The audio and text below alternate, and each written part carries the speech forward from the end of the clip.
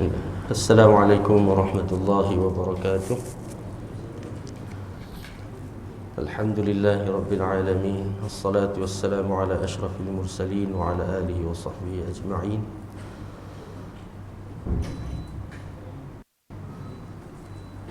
Muslimin muslimat, sahabat-sahabat, tuan-tuan dan puan yang dikasihi oleh Allah Subhanahu wa taala.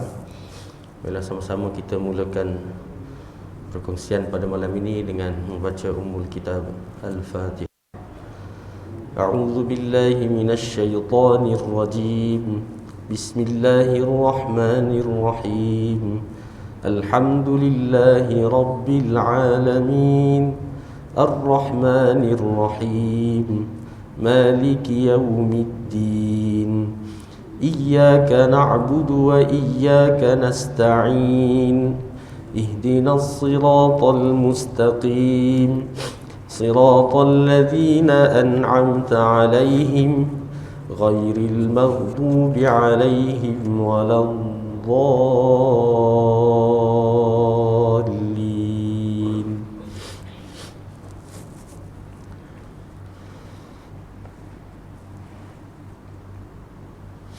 الحمد لله سبحانك لا علم لنا إلا ما علمتنا إنك أنت العليم الحكيم.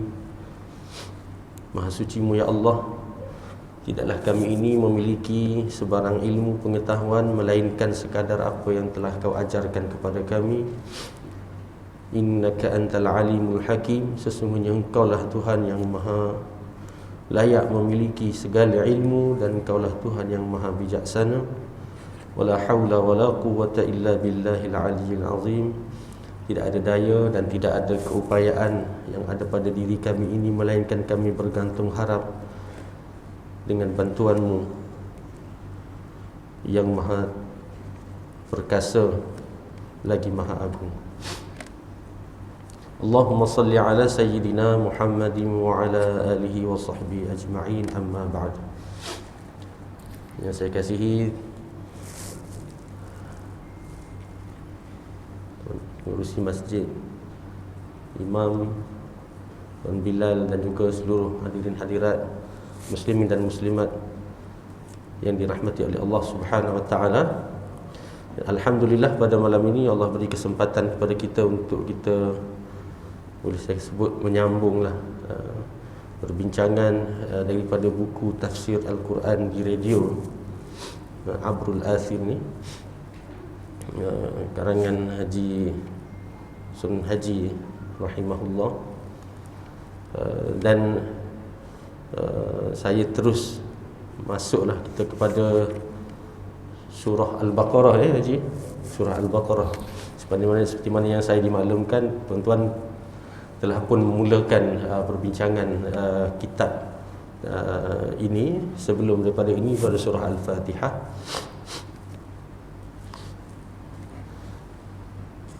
Wa nafa'ani wa iyyakum bi 'ulumihi fid dharain amin ya rabbal alamin. Kita melihat pengenalan mengenai surah Al-Baqarah ayat muka surat 39.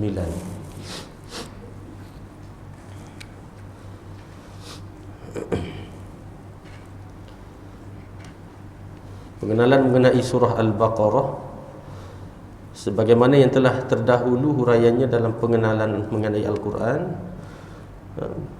Penulis menyebutkan Quran ini mengandungi semua perkara yang meliputi kehendak dan hajat manusia yang dapat diringkaskan kepada 4 perkara besar, iaitu mengandungi hukum hakam ibadah, pimpinan dan ataupun pentadbiran, ilmu pengetahuan, cerita-cerita dan lain-lain yang terkandung semuanya dalam 114 surah. Maka sudah tentu kesemua surah sebanyak 114 itu masing-masing mempunyai nama atau tajuk yang akan diperkatakan di dalam kitab suci Al-Quran ini. Jadi dia berkaitan antara surah Al-Baqarah dengan surah Al-Fatihah ini, di mana surah Al-Fatihah Allah ajarkan kepada kita untuk kita mohon satu perkara besar yang menjadi keperluan asas kepada manusia. Biasanya kalau kita sebut keperluan asas ni, kita akan nampak apa? Makan, minum, keperluan asas. Tak ada makanan, kita tak boleh hidup. Udara, keperluan asas. Apa lagi keperluan asas, kita perlu berkeluarga, kita perlu ada anak, zuriat, keturunan. Ini keperluan asas manusia. Apabila berbicara keperluan asas ini, tanyalah pada manusia, manusia akan jawab seperti itu. Akan tetapi ada satu benda yang menjadi sebenar-benarnya keperluan asas kepada manusia, dan inilah yang menjadi rahmat turunnya Al-Quran dan juga ajaran Nabi sallallahu alaihi wasallam, yang mana kalau tidak ada ajaran daripada langit ataupun wahyu daripada Allah, manusia tidak akan tahu apa sebenarnya keperluan asas diri dia. Kerana apa? Kerana kita sendiri tak tahu siapakah diri kita dan apa fungsi kita di bumi ini, melainkan Allah yang ajar. Maka daripada suratul Fatihah, Allah ajarkan kepada kita, rupa-rupanya kamu ini adalah hamba Allah. Dan untuk memenuhi keperluan asas sebagai seorang hamba Allah berfungsi di atas muka bumi ini, ada satu keperluan asas yang kamu kena minta sentiasa, iaitu Allah sebutkan ihdinas siratal mustaqim. Tunjukkanlah kami ya Allah keperluan asas kami. Apa dia? Keperluan asas kami adalah panduan, hidayah, petunjuk, bimbingan yang berterusan dalam hidup kami, sehingga kami selamat sampai kepada redha-Mu, bertemu kembali di hari akhirat. Ini keperluan asas manusia yang Allah suruh kita wajibkan baca ketika mana kita solat. Dan hasil daripada permohonan inilah, kata Ibn Katsir rahimahullah, ihdinas siratal mustaqim, Allah rincikan apakah jalan yang lurus itu, iaitu jalan orang-orang yang telah beri nikmat ke atas mereka. Dan Allah juga sebutkan jalan yang tidak patut dan kita perlu jauhi daripadanya. Ada dua jalan, iaitu jalan orang-orang yang engkau murkai dan jalan orang-orang yang sesat. Maka dari situlah perkaitannya dengan suratul Baqarah. Allah menjawab permohonan hamba-Nya, memulakan ayat yang kedua daripada surah Al-Baqarah ini, zalikal kitabu la raiba fihi hudal lil muttaqin. Itulah kitab. Zalikal kitab itu la raiba fihi, tidak ada sebarang keraguan padanya, hudal lil muttaqin, yang menjadi petunjuk kepada orang yang bertakwa. Maknanya perkaitannya adalah Allah nak memulakan perjalanan seorang hamba mengenal Allah dan mengenal kehidupan melalui Al-Quran. Maka insya-Allah kita akan sama-sama menelusuri tafsir daripada karangan beliau hafizahullah rahimahullah, dan kita akan cuba untuk mentadabbur dan mengambil kefahaman supaya ianya berkait rapat dalam pengamalan kehidupan kita. Maka disebutkan di sini ada 114 surah yang mana adanya nama dan tajuk yang khusus dan tertentu, dan nama-nama surah serta susunannya ini merupakan tauqifi, iaitu susunan daripada Allah yang diwahyukan melalui Jibril alaihi salam kepada Nabi kita sallallahu alaihi wasallam. Dia bukan rekaan para ulama, dia bukan cuplikan-cuplikan daripada poin-poin daripada surah, kemudian ada pihak yang reka nama-nama dalam surah. Tidak, tetapi nama surah itu sendiri adalah daripada wahyu Allah Subhanahu wa taala yang diturunkan kepada Nabi kita sallallahu alaihi wasallam. Kata dia ada yang bernama suratul Baqarah. Al-Baqarah artinya lembu betina. Yakni di dalam surah itu ada dikisahkan cerita seekor lembu kaum Bani Israel. Ini dia nak ceritalah, maknanya secara gambaran awal nama-nama surah ini dipetik, ada tema-tema yang tertentu dalam surah-surah ini diambil untuk Allah Subhanahu Wa Taala jadikan ia sebagai nama surah. Ada namanya surah Ali Imran, kerana di dalamnya perkaitannya ada disebutkan kisah keluarga Imran, iaitu Maryam alaihissalam dan Nabi Isa alaihissalam. Ada surah An-Nisa, artinya kaum wanita, yakni dalam surah ini ada diperkatakan soal-soal yang berhubung khas dengan kaum wanita. Tapi kalau kita tengok kepada tafsir secara makronya, surah An-Nisa ini memberi impak kepada, kita kata apa, pembangunan modal insan. Daripada surah An-Nisa ini sebenarnya Allah Subhanahu Wa Taala besarkan lagi fungsi hidup manusia bermasyarakat ni sehingga melahirkan tamadun. Maknanya poin surah An-Nisa, namanya surah An-Nisa iaitu perempuan, tetapi sebenarnya daripada situ Allah cambahkan idea supaya manusia dapat panduan bagaimana nak membangunkan masyarakat. Maknanya besarnya peranan wanita. Ini sebagai secara ringkas lah. Dan ada surah-surah lain lah, surah An-Nahl iaitu surah lebah, ada surah Al-Ankabut artinya surah labah-labah, surah Al-Qamar artinya bulan, surah Asy-Syams Al-Matahari, Ad-Dukhan maknanya asap, Ar-Ra'd iaitu guruh dan sebagainya. Kita go through ke bawah tu, sehingga keseluruhan isi Al-Quran itu sangat mengasyikkan bagi orang yang sudah dibukakan hatinya untuk menyelidiki isi Al-Quran itu lebih lanjut serta mengamalkan ajaran yang diperolehi daripadanya.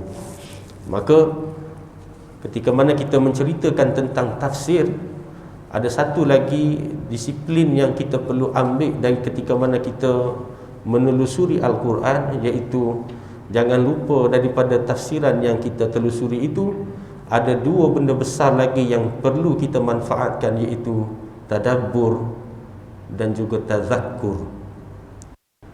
Maksudnya tafsir daripada ayat Al-Quran ini, para ulama menceritakan dan memperincikan apa maksud daripada ayat-ayat Allah Ta'ala. Tetapi kadang-kadang kita gagal untuk memanfaatkan apa yang kita baca itu untuk kita relate pada hidup kita. Contohnya ketika mana kita membaca cerita tentang Fir'aun, ke apa yang ditafsirkan para ulama, mungkin tafsirannya ada cerita Nabi Musa di situ, bagaimana kronologinya dan sebagainya. Tetapi adakah cerita itu tinggal sekadar cerita? Tidak. Cerita tadi daripada tafsir para ulama, berlakunya di mana, bila dan sebagainya, siapa yang terlibat, dia sebenarnya ada perkaitan langsung dengan diri kita. Maka kat mana poin kita nak ambil supaya, cerita Fir'aun, tapi macam mana aku boleh ambil manfaat daripada cerita tersebut untuk aku jadi orang yang lebih baik, supaya tak jadi macam Fir'aun. Maka kat situ berlakunya tadabbur. Tadabbur ni bila kita baca Al-Quran, kita faham makna dia, kita tengok tafsiran dia, kemudian kita renungkan seketika. Jauh cerita Fir'aun dekat Mesir, kita bawa balik kat taman apa ni, Taman Paya Rumput contohnya, Paya Rumput Perdana contohnya, Masjid Ar-Rawdah. Daripada jauh cerita itu, daripada lamanya kisah itu berlaku, kita bawa balik, kita renung dalam diri kita. Kalau Fir'aun itu sombong, maka dimurkai oleh Allah, aku macam mana pula? Maka di situ berlaku tadabbur. Maka ringkasan sebelum kita masuk, untuk proses tadabbur dan tazakkur ini, kita cuba timbulkan dua persoalan ketika mana kita melihat dan meneliti Al-Quran. Iaitu yang pertama, ketika mana selepas kita baca Al-Quran, kita cuba tengok maknanya, kita fahami daripada tafsirannya, timbulkan satu persoalan. Pertamanya, apa yang Allah nak? Ini penting ini tuan-tuan. Bila baca, jangan sekadar baca, tapi fikir, tanya diri, habis tu Allah nak buat apa? Daripada ayat ni yang aku faham ni, apa yang aku boleh buat, apa yang aku boleh perbaiki, apa yang aku boleh upgrade, apa yang boleh aku tinggal daripada apa yang aku dapat faham ni. Itu persoalan yang pertama. Dan yang kedua, persoalan kedua, habis tu apa yang aku boleh praktiskan dalam hidup. Tadi Allah cerita, kemudian tanya, habis tu Allah nak aku buat apa dengan cerita Fir'aun ni? Oh, Allah tak nak bagi aku sombong. Contoh ni contoh cara praktis. Allah tak nak bagi aku jadi orang yang sombong. Fir'aun berkali-kali diberi peringatan dalam cerita yang Allah sebut dalam Quran. Allah tak nak jadi aku jadi orang sombong. Aku tak nak jadi sombong lagi. Itu apa yang Allah nak saya buat. Habis itu apa yang aku nak praktis? Oh, balik nanti, apa yang isteri aku tegur, aku kena fikir dulu. Jangan aku rasa remeh sangat isteri aku tegur apa tadi, berlaku tadi. Contoh, isteri tegur, abang, kasut tolong susun elok-elok, nanti basah hujan. Kita kata, kenapa awak tak susun? Kenapa saya pula? Tadi. Maka dari situlah, oh, astagfirullahalazim, aku nak cuba jadi suami yang lebih tenang, yang tidak sombong, yang tidak memandang orang bawah jagaan aku ni remeh sangat sampai orang sebut apa, tegur apa semua aku nak tolak. Aku tak nak. Sebab apa? Hasil daripada kisah Fir'aun tadi. Ini berkaitan bagaimana praktis Al-Quran. Baik, insyaAllah kita masuk kepada surah Al-Baqarah. Surah Al-Baqarah adalah surah yang kedua daripada susunan 114 surah. Walau bagaimanapun, surah Al-Baqarah ini bukanlah surah yang kedua turun dalam sirah Nabi sallallahu alaihi wasallam.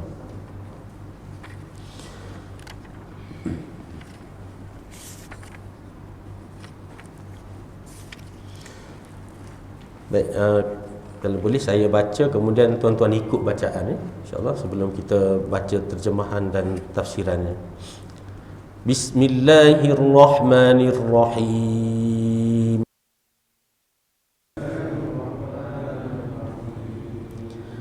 Alif Lam Mim.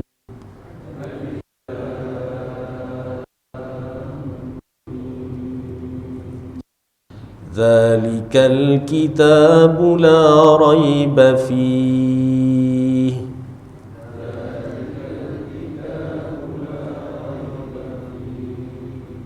hudan lil muttaqin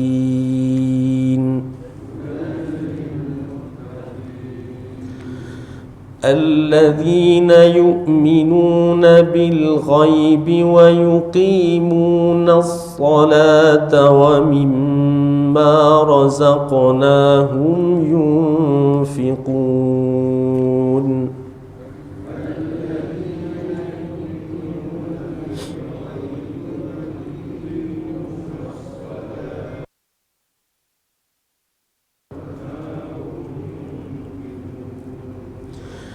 والذين يؤمنون بما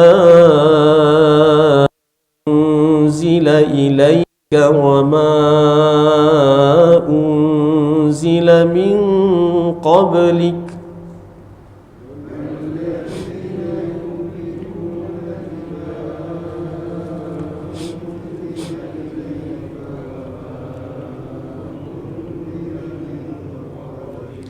وبالآخرة هم يوقنون.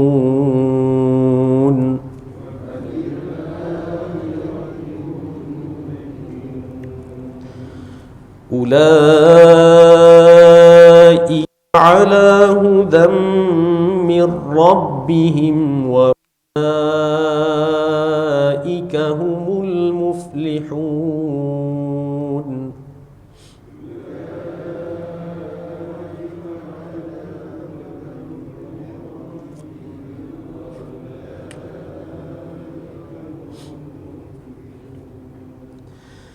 إن الذين كفروا سواء عليهم أأنذرتهم أم لم تنذرهم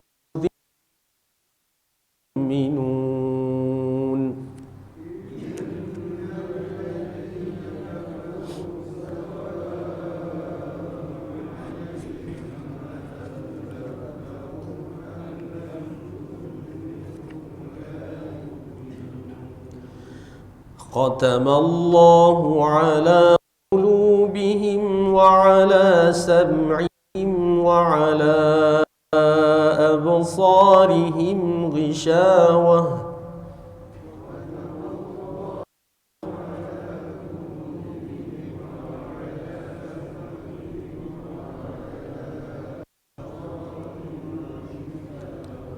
walahum adzabun azim.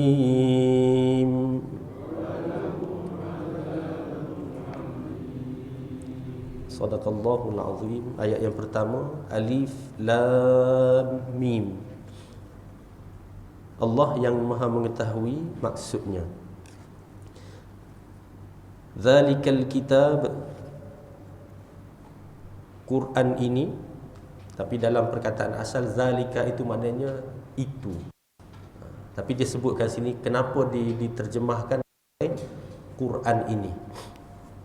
Zalikal kitab, itulah kitab. Quran ini la raiba fi, jangan diragukan. Tidak ada keraguan padanya. Dalil muttaqin, ada mengandungi petunjuk bagi orang-orang yang takwa, iaitu orang yang takut. Juga nanti dijelaskan insya-Allah apa itu ciri orang yang bertakwa. Alladzina yu'minuna bil ghaib, iaitu orang yang beriman kepada perkara yang ghaib. Itu perkara yang boleh dinilai dengan panca indera, perkara yang tak boleh nak dilihat oleh mata.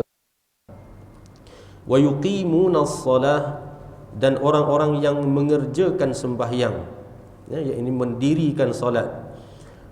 Wa mimma razaqnahum yunfiqun, dan orang-orang yang membelanjakan sebahagian rezeki yang kami berikan kepada mereka. Walladzina yu'minuna bima unzila ilaika wa ma unzila min qablika wa bil akhirati hum yuqinun.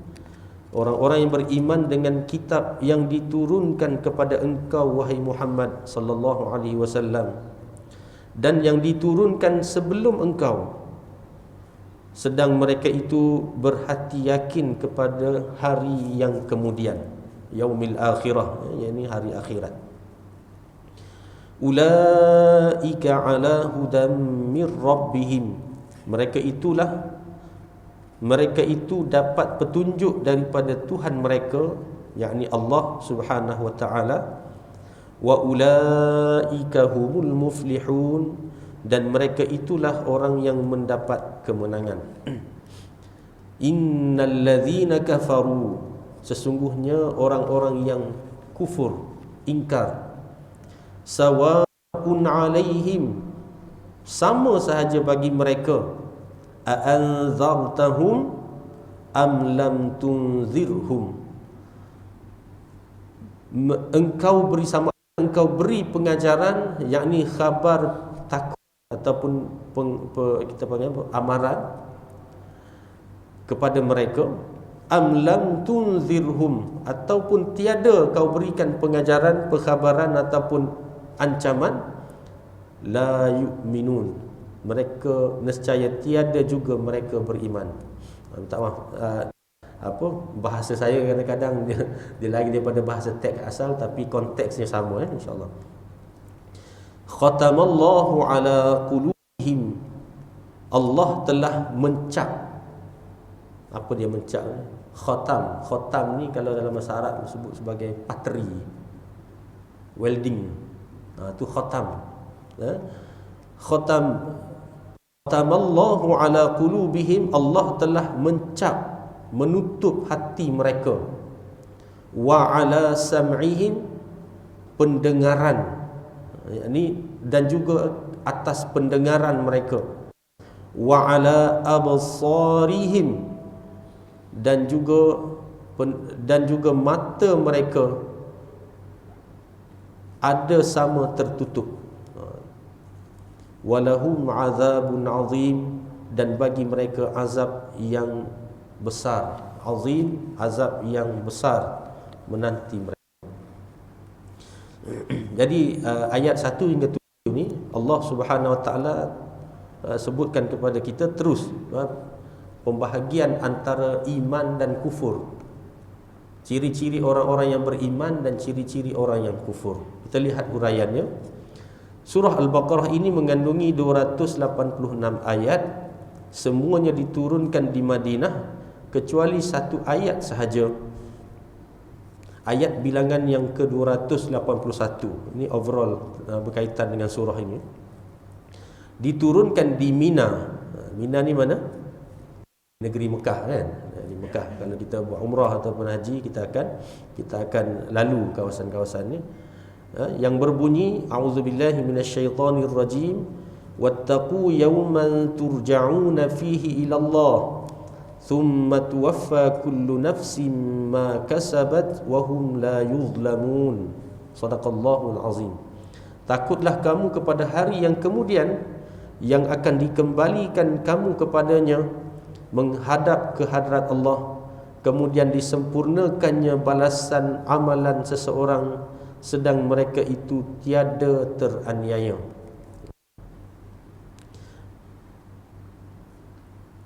Dan menurut pendapat setengah ulama, ayat 281 ini ialah wahyu terakhir yang diturunkan ke atas junjungan kita Nabi sallallahu alaihi wasallam.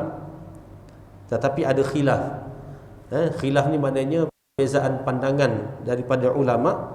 Ada sebahagian mereka yang mengatakan ayat yang terakhir yang turun kepada Nabi sallallahu alaihi wasallam adalah daripada ayat ketiga surah Al-Maidah, yang mungkin bahagian kita familiar dengan ayat ini.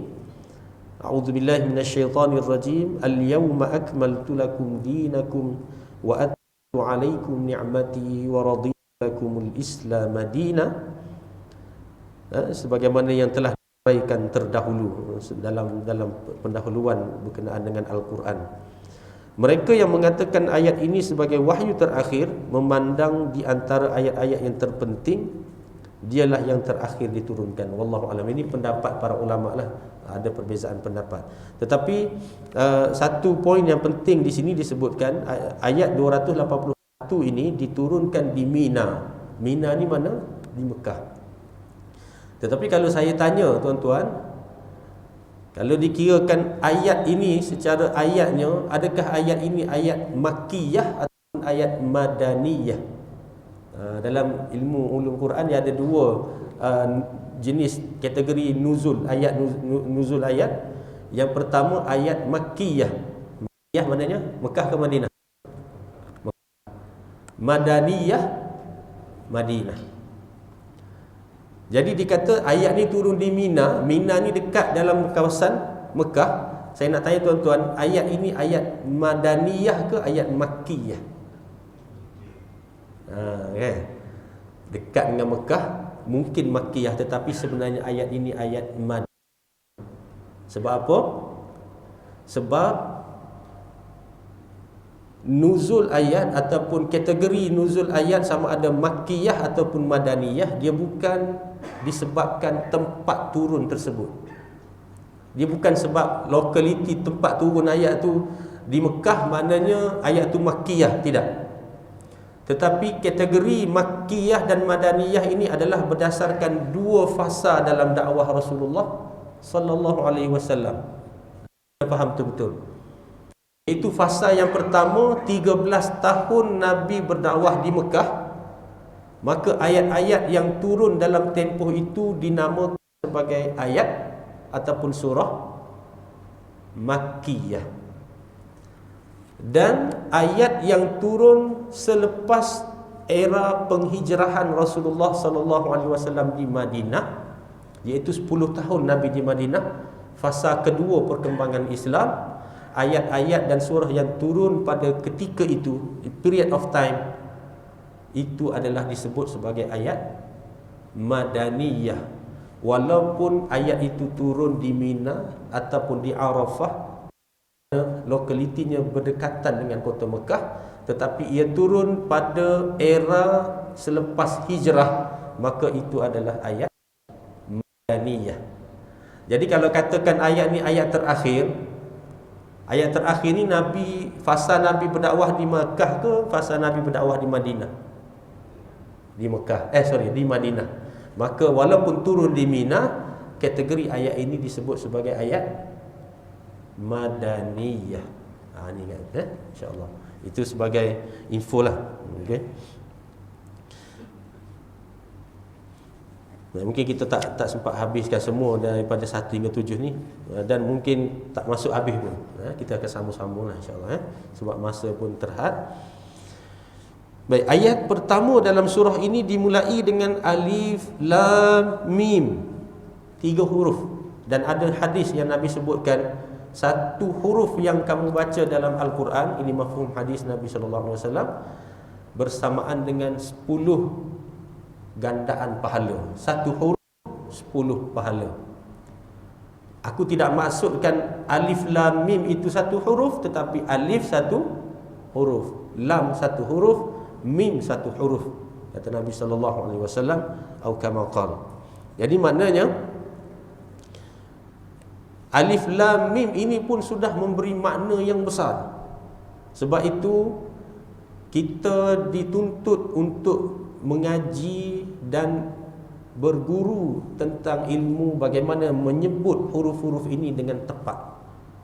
Dia bukan satu benda yang remeh. Bila kita belajar makharijal huruf, kita belajar tajwid, itu bukan benda yang suka-suka ada masa lapang kita duduk, tidak.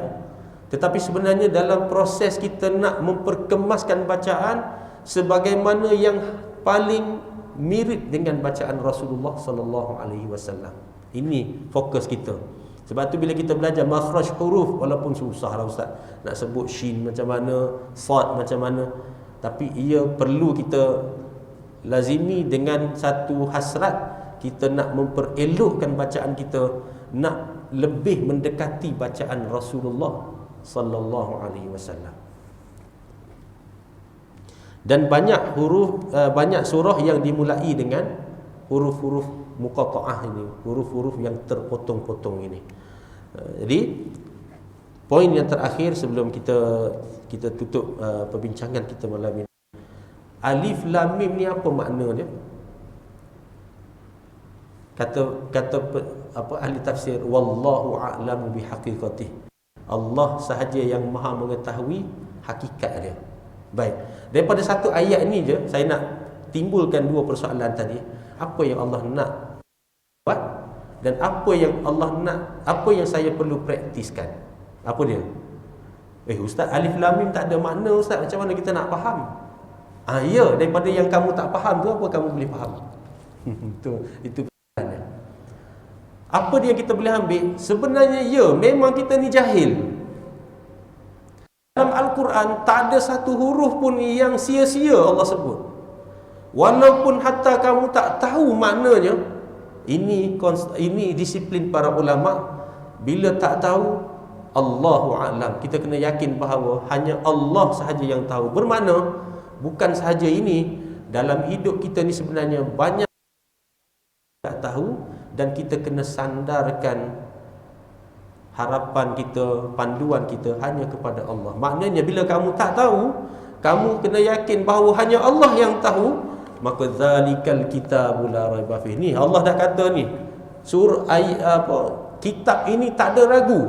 Maka boleh tak kita ragu pada Quran? Walaupun kita tak tahu kesemuanya isi Al-Quran, tetapi kita yakin Allah sahaja maha tahu, maka serahlah keyakinan kita kepada Allah untuk kita ikut sepenuhnya Al-Quran. Dan dalam hidup kita perlu bergantung kepada Allah Subhanahu Wa Taala sepenuhnya. Kerana apa? Kerana memang kita ini jenis manusia.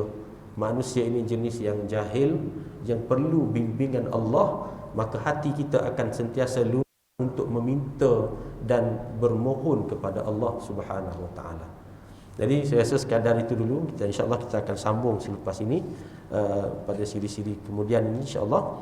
Apa yang baik itu daripada Allah Subhanahu Wa Taala, dan Allah itu aku dan maaf bersama-sama istighfar kepada Allah Subhanahu Wa Taala. Qul hadza nastaghfirullah al-azim li wa lakum. Assalamualaikum warahmatullahi wabarakatuh.